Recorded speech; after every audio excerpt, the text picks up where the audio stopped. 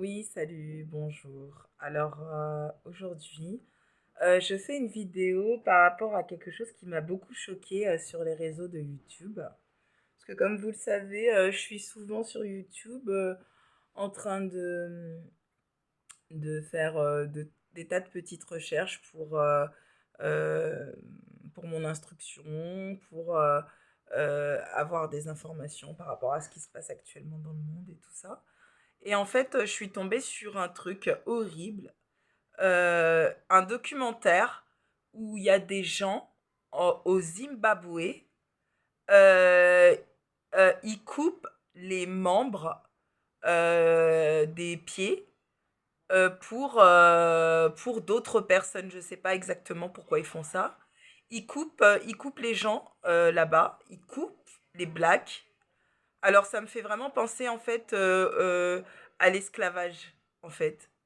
Là clairement et en fait, voilà, je voudrais dénoncer ça.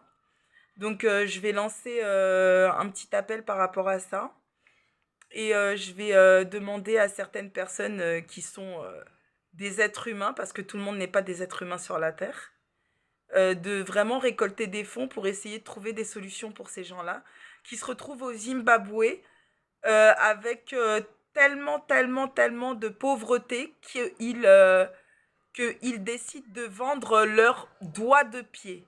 D'accord. Donc ça, c'est vraiment très, très grave. On ne peut pas accepter ça. Là, j'ai vu carrément le documentaire. Le gars, il était carrément en fait en train de couper avec... vous savez, là, les trucs qu'on utilise dans le bâtiment quand tu coupes les fils et les cordes et tout.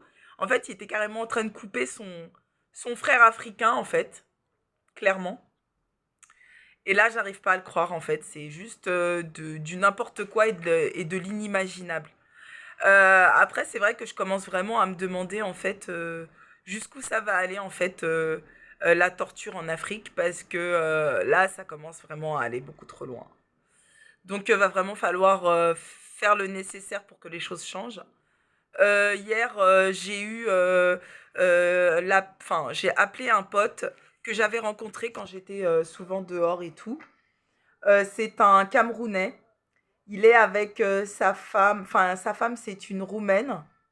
Et vous savez très bien que j'ai des origines roumaines russes. Et donc, ça m'a beaucoup touché son histoire parce qu'en fait, j'ai appris qu'en fait, elle se faisait esclavager à Pigalle. Hein.